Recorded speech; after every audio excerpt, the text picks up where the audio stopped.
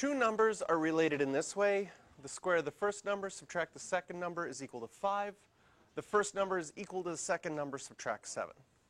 So you have to take those words and write them into equations. So if I take this first sentence in green, the square of the first number, you okay if I make the first number x? So x squared, subtract the second number, is equal to 5. There's our first equation. And the second sentence I'll do in blue, the first number, so that's x, equals the second number, subtract 7.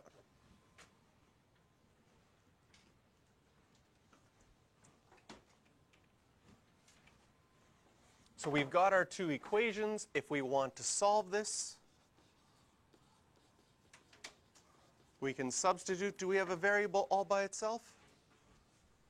Yes, the x is already all by itself. So I can substitute, instead of writing x squared minus y equals 5, instead of the x, I can write y minus 7.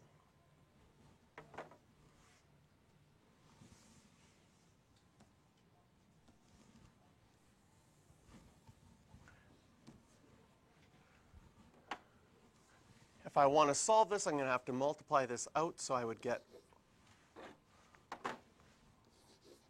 y squared minus 14y plus 49 minus y equals 5. Combine all my like terms.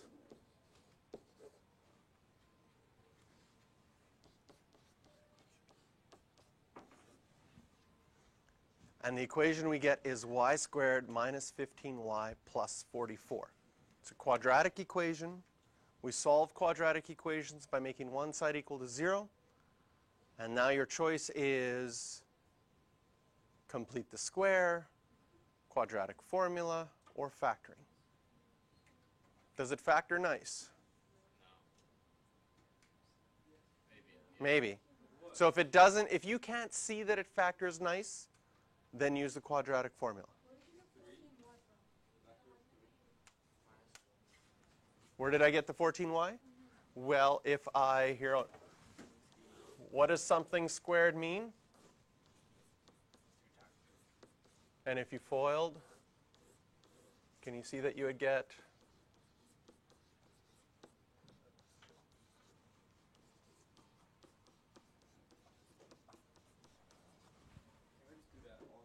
You can show all the work if you like, yeah. Okay.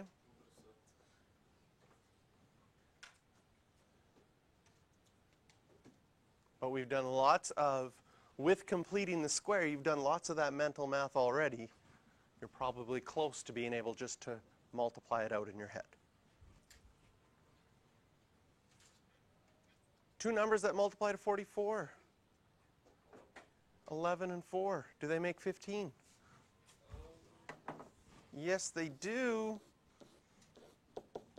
So it's going to be y and y, minus 11 and minus 4. So our solutions for y are y could be 11 or y could be 4.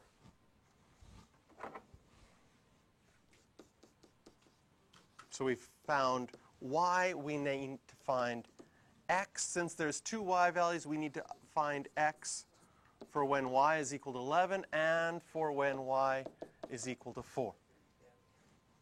You get to choose which equation you want to solve for x with. 11 equals x squared minus 4x. Oops, I'm on the wrong equation. I got to, where's my, x equals y minus 7. That's a good one to use. X equals y minus 7. So in this case, x would be 4.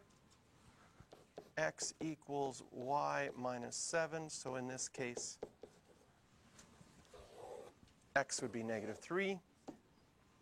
We always write our solution as points in the end. So one solution is 4, 11. And the other solution is negative 3, 4. The reason we write them as points is so that you know which x goes with which y. When x is 4, y has to be 11. That's one solution. And when x is negative 3, y has to be 4 is the other solution. Questions for practice on this one are questions 4 and 6.